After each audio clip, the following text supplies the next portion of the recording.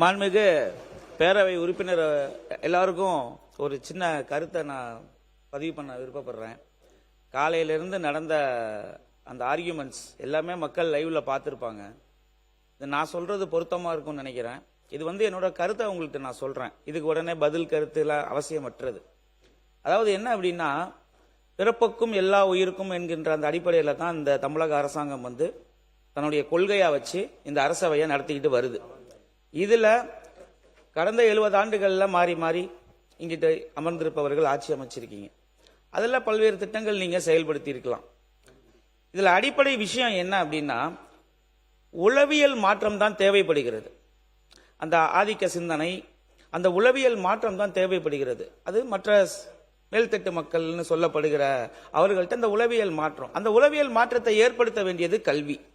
So அதை சார்ந்த முன்னெடுப்புகளையும் அந்த உளவியல் மாற்றத்துக்கு உந்துதலா இருக்கக்கூடிய ஆக்கப்பூர்வமான ஒரு கருத்தியல் ரீதியான கருத்தரங்குகளையோ அல்லது மக்களிடம் அந்த விழிப்புணர்வை ஏற்படுத்துவதை முன்னிலைப்படுத்துகின்ற வகையில் நடக்கின்ற இந்த அரசாங்கம் செய்தாலே போதும் என்கின்ற அளவிலே அந்த கருத்தை நான் பதிவு செய்து கொள்கிறேன். மற்றபடி தமிழக வெற்றி கழகம் என்பது நான் அறிந்த வரையிலே பிறப்புக்கும் எல்லா உயிருக்கும் என்கின்ற கோட்பாட்டுடன் மதச்சார்பற்ற சமூக நீதி கொள்கைகள் தான் என்று சொல்கிறது. அதன் மூலம் அனைத்து வகுப்பினருக்கும், சிறுபான்மையினராக இருந்தாலும் சரி, பெரும்பான்மை மக்களுக்கும் சரி, தாழ்த்தப்பட்டவர்களுக்கும் சரி, இது ஒரு சமமான அரசாங்கம் என்பதை இந்த நேரத்தில் நான் பதிவு செய்ய கடமைப்பட்டு இருக்கின்றேன்.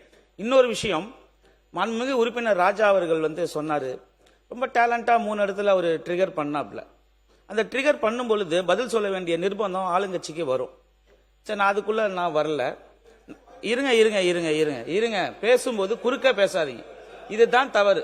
உங்களுடைய கொறடா இருக்காங்க. இருங்க இருங்க இருங்க இருங்க இருங்க இருங்க இருங்க அண்ணே, ஒரு நிமிஷம், ஒரு நிமிஷம் இருங்க, ஒரு நிமிஷம் இருங்க. இல்ல இல்ல இல்ல நான் என்ன சொல்றேன்னு கேளுங்க. நான் என்ன சொல்றேன்னு கேளுங்க. ஒரே நிமிஷம், ஒரே நிமிஷம் இருங்க. நீங்க நினைச்சதை நான் பேச முடியாது. நீங்க நினைச்சதை நான் பேச முடியாது. நான் என்ன சொல்ல வரேன்னு கேளுங்க. இல்ல இல்ல இல்ல இல்ல இல்ல இருங்க இருங்க இருங்க நான் என்ன சொல்றேன்னு கேளுங்க. முதல்ல இருங்க இருங்க, அமைதியா இருங்க. இருங்க இருங்க இருங்க நான் என்ன சொல்றேன்னு கேளுங்க.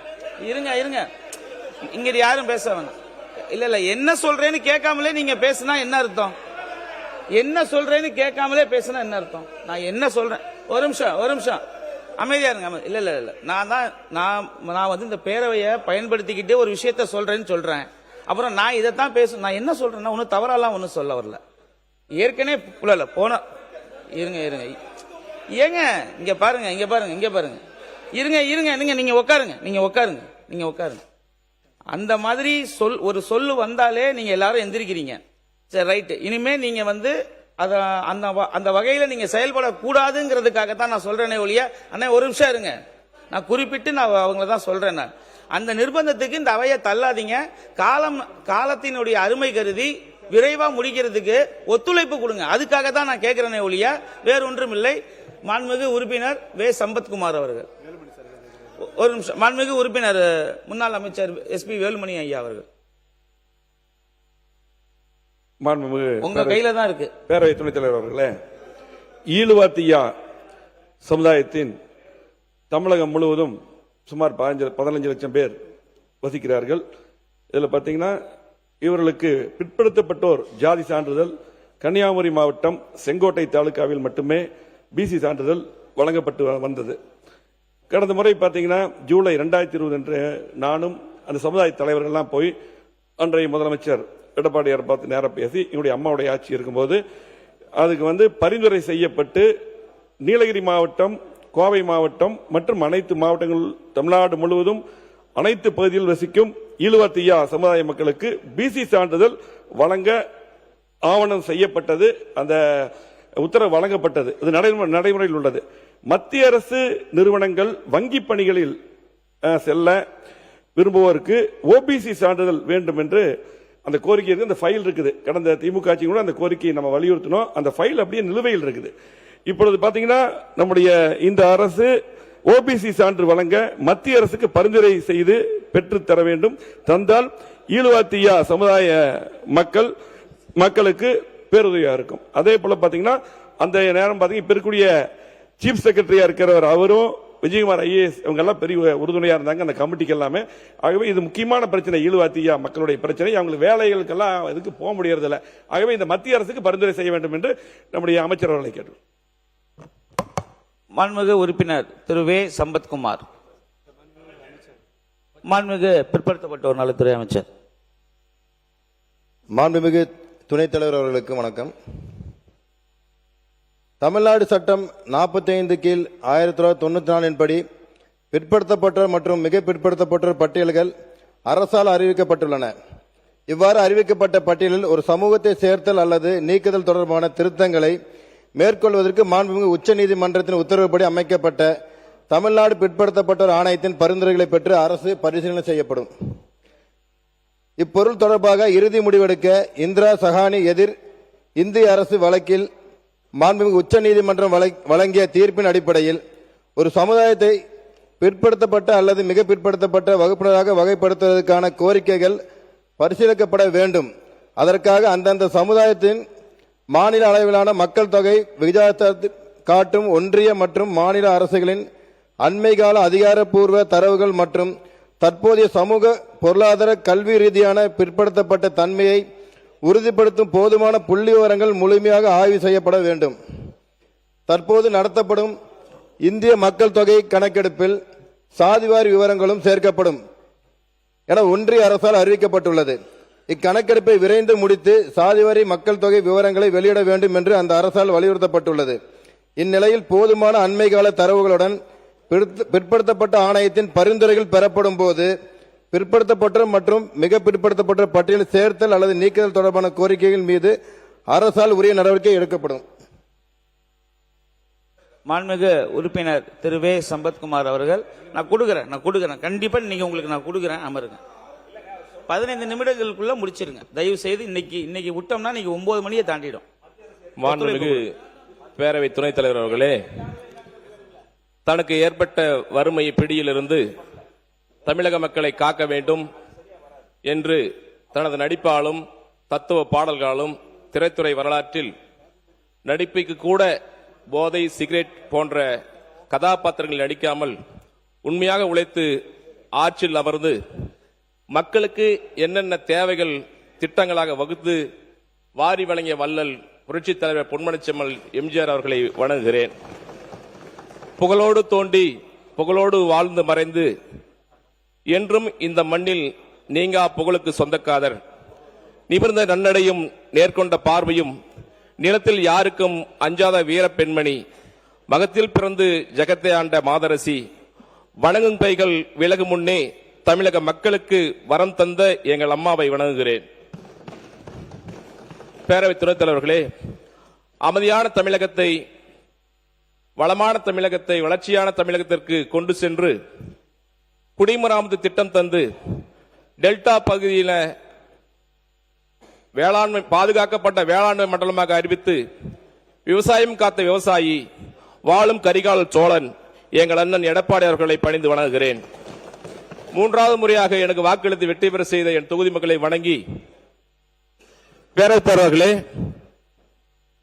2 வரிகளில் உலகத்தை அளந்த வள்ளுவர் பெருமான்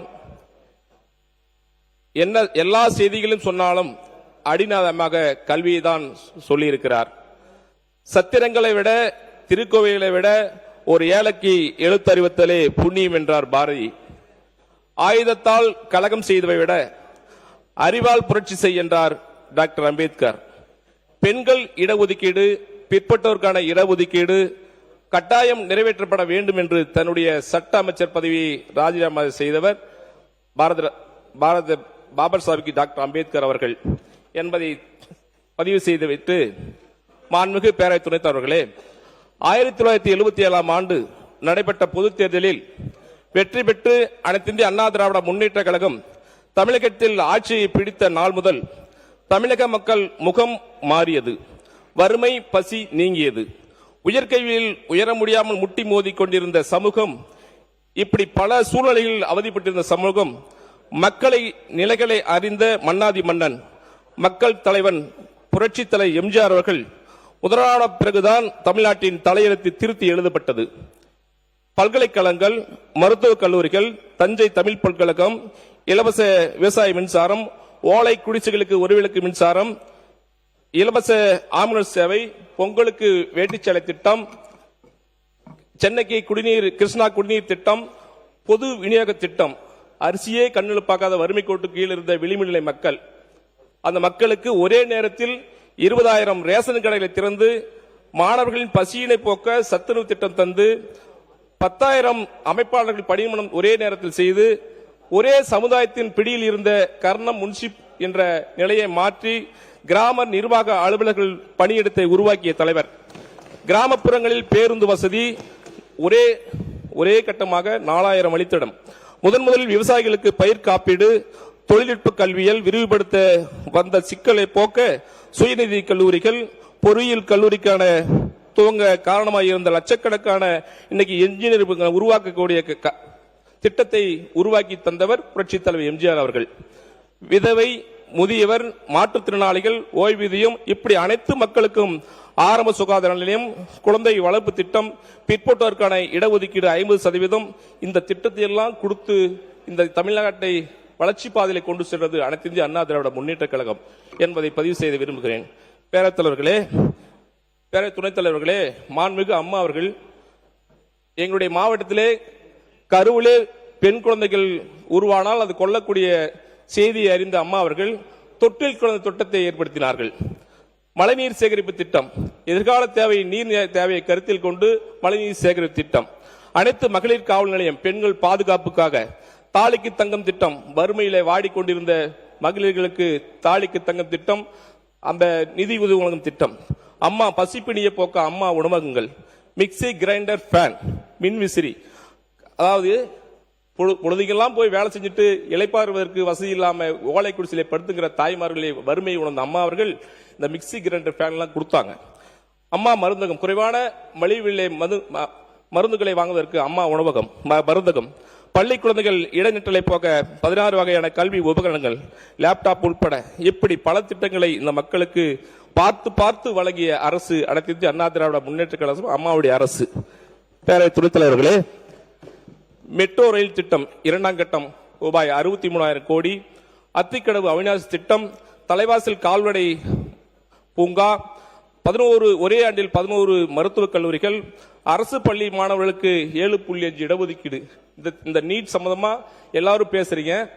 ஒரு அனிதா மாணவி இறந்த பொழுது அந்த அண்ணன் போனா இந்த அண்ணன் போனா எந்த அண்ணனும் எதுவுமே செய்யல. நீட் தேர்வை அந்த விச காட்சியிலிருந்து காப்பாற்றுவதற்காக அண்ணன் எடப்பாடி அவர்கள் தான் 7.5 இடஒதுக்கீடு தந்து எல்லா மாணவர்களையும் வறுமை கோட்டில் இருக்கிற அரசு பள்ளி மாணவர்களை காப்பாற்றிய தலைவன் எங்கள் அண்ணன் எடப்பாடியார் என்பதை பதிவு செய்ய விரும்புகிறேன். இந்தியாவிலேயே ஆளுமை மிக்க மாநிலமாக பல துறைகளில் மத்திய அரசின் விருது, சட்டம் ஒழுங்கு பாதுகாக்கப்பட்டது, கிறிஸ்தவ தேவாலயங்களுக்கு பராமரிப்பு மற்றும் சீரமைக்க 5 கோடி ஒதுக்கியது, விவசாய கடன் தள்ளுபடி ரூபாய் 12,110 கோடி, குடிமராமத்து திட்டம், இஸ்லாமியர்களுக்கு ஹஜ் புனித பயணத்திற்கு மானியம் 10 கோடி உயர்த்தி வழங்கியது. இப்படியெல்லாம் நவீன தமிழ்நாட்டை உருவாக்கி கட்டமைப்பு அழகு பார்த்தவர்கள் எங்கள் தலைவர்கள் எம்ஜிஆர் அவர்களும் அம்மா அவர்களும் அண்ணன் எடப்பாடி அவர்கள் என்பதை இங்கே பதிவு செய்ய விரும்புகிறேன். பேரத்தவர்களே, இது தீர்ந்து போன கட்சி இல்ல. திட்டங்களால் வளர்ச்சி பெற்ற நவீன தமிழகத்தை உருவாக்கிய சிற்பிகள் புரட்சித் தலைவர் எம்ஜிஆர், புரட்சித் தலைவர் அம்மா, அண்ணன் எடப்பாடியார்கள். ஆகவே என்னுடைய தொகுதிகளுடைய கோரிக்கைகள் ஒரு சிலவற்றை பதிவு செய்துவிட்டு, பேரவை துணைத் தலைவர்களே, கே ஈச்சுமாடி நீரேட்டு திட்டம், அரூர், கடத்தூர், மொரப்பூர் பகுதிகளுக்கு 66 ஏரிகளுக்கு நீர் கொண்டு வரும் திட்டம். இந்த திட்டத்திற்காக எங்கள் அண்ணன் எடப்பாடி அவர்களுடைய ஆட்சி காலத்தில் ரூபாய் 10 லட்சம் ரூபாய் ஆய்வு பணிக்காக ஒதுக்கீடு செய்து அதனுடைய ஜிஓ நம்பர் 232/PWW2 டேட் 2019. இந்த திட்ட ஆய்வுகள்லாம் முடிக்கப்பட்டு 401 கோடி ரூபாய் திட்ட மதிப்பீடு செய்யப்பட்டு திட்டம் தலைமை பொறியாளர் நிர்வாகம் அவர்களுக்காக அனுப்பப்பட்ட சூழ்நிலையில் ஆட்சி மாற்றம் ஏற்பட்டது. கடந்த 5 ஆண்டு காலமாக இந்த திட்டத்தை வலியுறுத்தி பல முறை சட்டமன்றத்திலே வலியுறுத்தி பேசியிருக்கின்றேன். இந்த திட்டத்தை செயல்படுத்தினால் ஏறக்குறைய 66 ஏரிகள் பாப்பரப்பட்டி சட்டமன்ற தொகுதி, அரூர் சட்டமன்ற தொகுதி முழுமையாக நீர் விவசாயத்துக்கு சேரும் என்பதை பதிவு செய்து, குமரன் அணைக்கட்டு திட்டம் இது 4,48,00,000 மதிப்பீட்டில் டெண்டர் விடப்பட்டு பணிகள் துவங்கப்பட்ட சூழ்நிலையில் இந்த திட்டத்தை கைவிட்டார்கள். இது கொள்கை விளப்பு குறிப்பீடு புத்தகத்தில் எதுவுமே இந்த திட்டம் இடம்பெறவில்லை. அதே போல தீர்த்தமலை அருள்மிகு தீர்த்தகிரீஸ்வரர் கோயில், அது ஒரு பிரசித்தி பெற்ற கோயில். ஒரு நாளைக்கு 2000 பேர்கள் வந்து செல்கிறார்கள். அது சுற்றுலாத்தலமாக மாற்றணும். அந்த கோயிலுக்கு பாதை தார் சாலை அமைக்க வேணும். வாய்ப்பு இருந்தால் விஞ்சி அமைத்து தர வேண்டும் என்று கேட்டுக்கொள்கின்றேன். கோட்டப்பட்டி காவல் நிலையத்தை 2ஆக பிரித்து தீர்த்தமலையை தலைமையாக கொண்டு ஒரு காவல் நிலையத்தை உருவாக்க வேண்டும். இதற்கான அரசுக்கு கருத்துரு அனுப்பப்பட்டுள்ளது. இதை விரைவாக செய்து தரும்படி அன்போடு கேட்டுக்கொள்கிறேன். அதே போல தருமபுரி மாவட்டத்தை 2ஆக பிரித்து அரூரை தலைமையாக கொண்டு ஒரு புதிய மாவட்டம் உருவாக்க வேண்டும் என்று கேட்டுக்கொள்கின்றேன். கீழ்மொரப்பூர் நீரேற்று திட்டம், இதுல வந்து செனாக்கால் திட்டம் என்பது ஏற்கனவே பிரிட்டிஷ்கார காலத்திலிருந்து இந்த திட்டம் வலியுறுத்தப்பட்டு வருகிறது.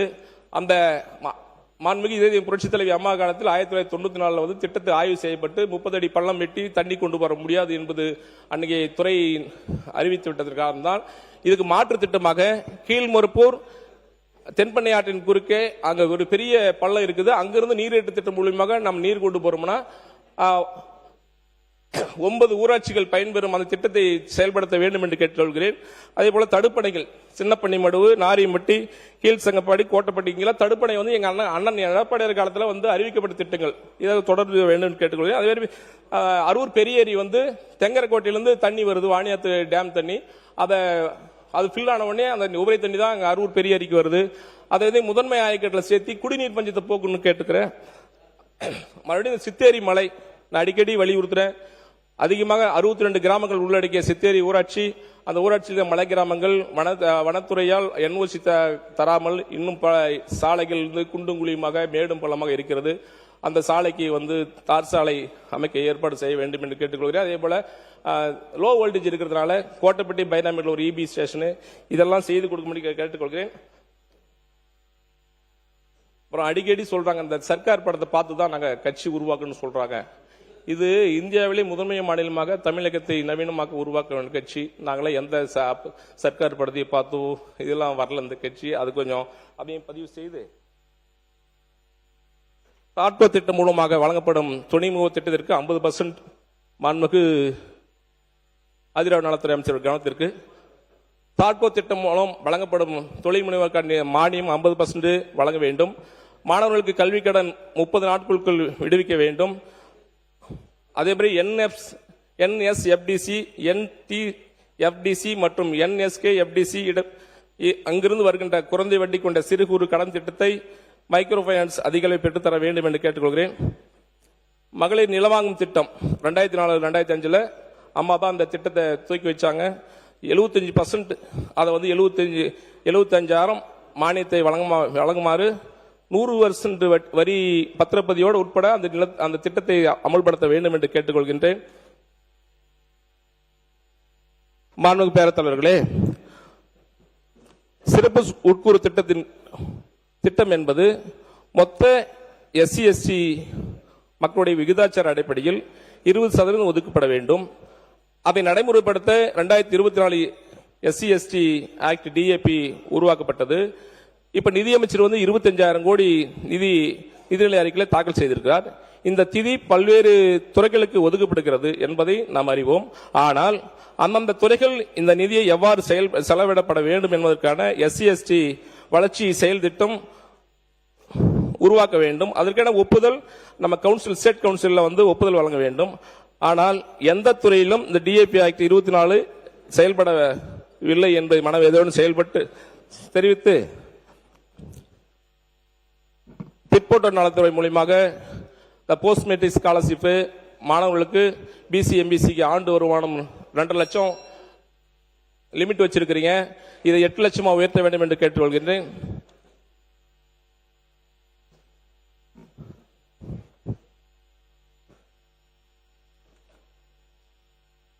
மாண்புமிகு பேரவைத் தலைவர்களே, அந்த பிற்பட்டோர் நலத்துறை கொள்கை விளக்கு குறிப்பேடு பக்கம் 6 படி 1992ஆம் ஆண்டு இந்திரா சகானி மண்டல கமிஷன் வழக்கில் உச்சநீதிமன்ற தீர்ப்பின் மூலம் 69% இடஒதுக்கீட்டை தமிழக சட்டப்பேரவையில் தமிழ்நாடு சட்டம் 45/1994 சட்டம் இயற்றி அரசியலமைப்பின் சட்டப்பிரிவு 31B மூலம் அரசியலமைப்பு சட்டம் 9வது அட்டவணையில் சேர்த்து சட்ட பாதுகாப்பை பெற்றுத் தந்தவர் தங்கத்தாரை புரட்சி தலைவி சமூக நீதி காத்த வீராங்கனை அம்மா அவர்கள் என்பதை பதிவு செய்தோடு, மாண்புமிகு பேரவைத் தலைவர்களே, இன்று வகுப்பு வாரியத்தில் ஏற்படுகின்ற பிரச்சனைகளுக்கு தீர்வு காண தீர்க்க தரிசனம் மாண்புமிகு புரட்சி தலைவி அம்மா அவர்கள் 1995ஆம் ஆண்டு கொண்டு வரப்பட்ட வகுப்பு வாரிய சட்டத்தின் மூலம் 2002ஆம் ஆண்டு வகுப்பு தீர்ப்பாயம் அமைக்கப்பட்டது.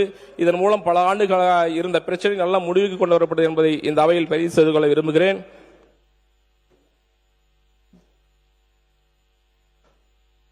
கொள்கை விளக்க குறிப்பேடு பக்கம் 51 பிற்பட்ட நலத்தில் உள்ள தமிழ்நாடு பிற்பட்ட வகுப்பை பொருளாதார வளர்ச்சி கழகம் 16/11/1981 எம்ஜிஆர் ஆட்சிகளை தொடங்கப்பட்டது. பிசி எம்பிசி டினைஃபைடு கம்யூனிகேஷன் குறைந்த வட்டியில் சிறுதொழில் தொடங்க கடன் திட்டம் வகுக்கப்படுகிறது. இந்த திட்டங்கள் தனிநபர் கடன், குரூப் கடன், கறவை மாட்டு கடன், கல்வி கடன், பாசன கருவிகள் வழங்க கடன் 7% குறைந்த வட்டியிலே தரப்படுகிறது. இது 94% கடன் திருப்பி செலுத்தப்பட்டு வருகிறது. மிகவும்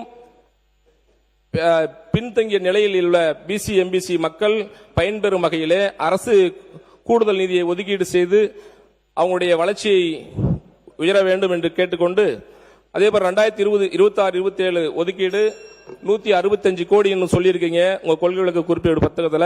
இதுல 150 கோடி மத்திய அரசு கொடுக்குது, மொத்தம் 15 கோடி தான் மாநில அரசு கொடுக்குது. இதை நீங்க 150 கோடியா உயர்த்தி வழங்க வேண்டும் என்று அன்போடு கேட்டுக்கொள்கின்றேன். பேரவைத் தலைவர்களே, இப்ப துணைத் தலைவர்களே, 2018ஆம் ஆண்டு கஜா புயல் பெரு வெள்ளத்தால் பாதிக்கப்பட்ட நாகூர் தர்காவிற்கு குளக்கரை 4,25,00,000 ரூபாய் சீரமைக்கப்பட்டது. சிறுபான்மை பொருளாதார மேம்பாட்டுக் கழகம் அமைத்து அனைத்து இந்திய அண்ணா திராவிட முன்னேற்ற கழகம் 91-96 அன்னைக்கு அந்த ஆணையத்தினுடைய தலைவராக அம்மா அவர்கள் பதர் சயீத் என்ற ஒரு முஸ்லீம் சமுதாயத்தை சேர்ந்த மகளிருக்கு இந்த வாய்ப்பை வாரிய தலைவராக கொடுத்து அழகு பார்த்த அம்மா அவர்கள் தமிழ்நாடு அரசு பெண்மையான தேர்வாணைய தலைவராக முதன்முதலில் இஸ்லாமிய சமுதாயத்தை சேர்ந்த பெண்மணி திருமதி யாஸ்மின் அகமது IAS அவர்களை நியமித்து பெருமைப்படுத்தியவர் அம்மா அவர்கள். 2002ஆம் ஆண்டு இந்திய ஜனாதிபதி தேர்தலில் டாக்டர் APJ அப்துல் கலாம் அவர்களுக்கு ஆதரவாக வாக்களித்தது நம்முடைய அம்மாவுடைய அரசு.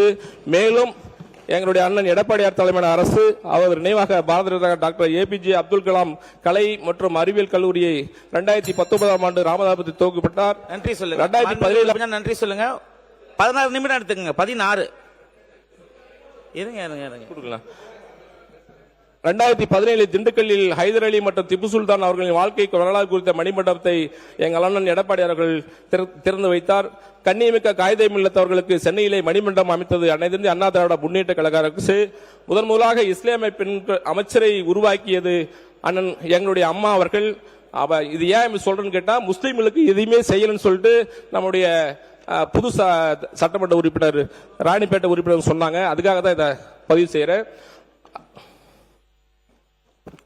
அதே போல அளவற்ற மலையிலே அகிலம் நனைவே அதிரூபம் தோன்றினார் என்று இஸ்லாம் சொல்லுகிறது.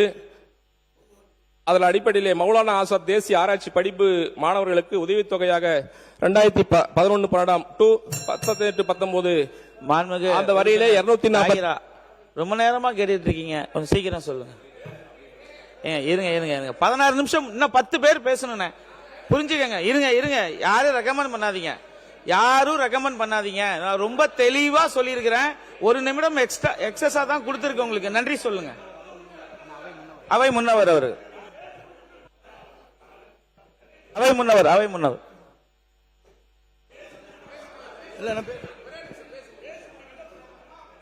அன்மைக்கு உறுப்பினர் நன்றி சொல்லுங்க. மௌலானா ஆசாத் தேசிய ஆராய்ச்சி படிப்பு மாணவர்களுக்கு உதவித்தொகை 2011-12 ஆண்டு முதல் 2018-19 ஆண்டு வரை 246 மாணவர்களுக்கு ஜூனியர் ஃபெலோஷிப் 31,000ஆகவும் junior research post graduate fellowship 35,000 உயர்த்தி வழங்கியது அண்ணன் எடப்பாடி அரசு, அம்மாவுடைய அரசு என்பதை அன்போடு தெரிவித்துக் கொள்கின்றேன். எதுவுமே செய்யலன்னு பதிவு பண்றாங்க, நாங்க செஞ்சது சொல்லிருக்கிறோம். கான்ட்ரவர்சியா போகுது. அப்படி இல்ல. இப்போ கடைசியா அஇஅதிமுக உஷாராணி அம்மா அவங்க விலையில்லா சைக்கிள் திட்டம் பக்கம் 19 2002-2003 ஆண்டில் எங்களுடைய அம்மா தான் அதை ஃபர்ஸ்ட் அறிவிச்சாங்க. தாழ்த்தப்பட்ட பிற்படுத்தப்பட்ட விளிம்புநிலை மக்கள் மாணவிகள் வந்து மேல வரணுக்காக கல்வியிலே பொருளாதாரத்தில் உயர்ந்து படிப்பு தொடர்ந்துக்காக தான் இந்த திட்டத்தை அறிவிச்சாங்க. அதையும் பதிவு செய்து கொள்ள விரும்புகிறேன். அதே மாதிரி மகளிர் மகளிர் வந்து சுகாதார வளாகம் கிராமத்தில் போடணும்னா காலை கிடைக்காது, ரொம்ப கஷ்டம். அதெல்லாம் கஷ்டப்பட்டு அம்மா அவர்களும் அண்ணன் எடப்பாடி அவர்கள் தான் அந்த நிதி ஒதுக்கீடு கிராமங்களில் செஞ்சு கொடுத்தாங்க.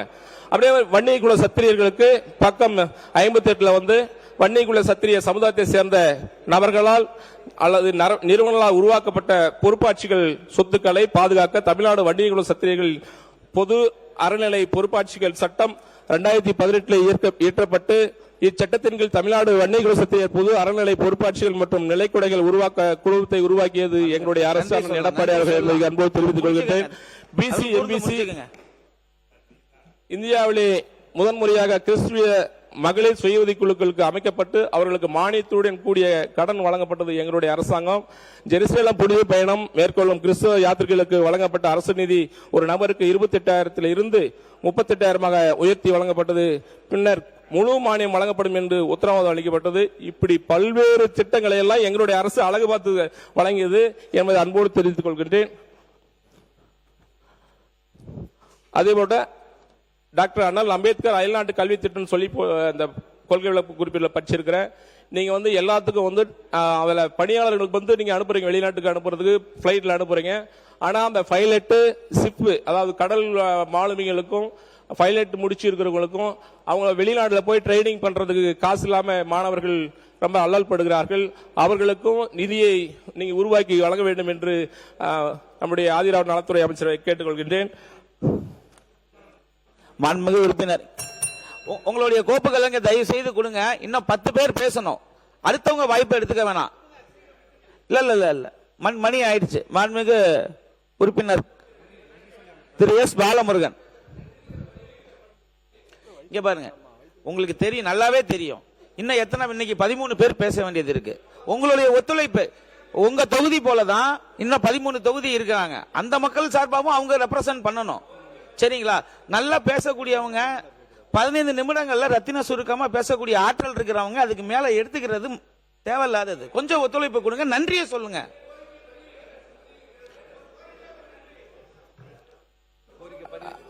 சித்தேரி மாடல் ஸ்கூல் வந்து போன ஆட்சியில் அனௌன்ஸ் பண்ணாங்க. அதுடைய திட்டங்கள் ஒன்றும் நிறைவேற்றப்படல. ஏற்கனவே 350 மாணவ மாணவிகள் எங்களுடைய ஆட்சி காலத்தில் அந்த ஸ்கூல் தரப்பட்ட தொகுதி கோரிக்கை தான் இது. என்னுடைய தொகுதி கோரிக்கையில் இந்த மாலிப்பிடன தொழிற்சாலை அரூர்ல வந்து ஆராய்ச்சி பண்ணி 1991 இருந்து ஆராய்ச்சி பண்ணி முடிச்சு கருத்தூர் வந்து சென்ட்ரல் கவர்மெண்ட் போயிடுச்சு. இதை வந்து என்னுடைய சுகர் மில் அரூர் கூட்டுறவு சர்க்கரையில் வந்து 4 டன் அரவை இருந்துச்சு. இப்போ 1.5 லட்சம் அரவை டன்னா வந்துருச்சு. அது காரணம் என்னன்னா அங்க வந்து கரும்பு வெட்டுறவங்களுக்கு கூலி வந்து விவசாயிகளால் தர முடியல. அந்த கூலி செலவை வந்து அரசாங்கமே ஏத்துக்கணும். அதே மாதிரி அவங்க பணியாளர்கள் வந்து ரொம்ப குறைவா இருக்கதான் அதை நிரப்பணும். எங்களுடைய தொகுதி சார்ந்த கோரிக்கைகளை உங்களிடம் நான் பேசியதாக எடுத்துக்கொண்டு பதிவு செய்து கொள்ள வேண்டிய அன்போடு கேட்டு வாய்ப்பளித்த உங்களுக்கு நன்றி கூறி விடைபெறுகிறேன்.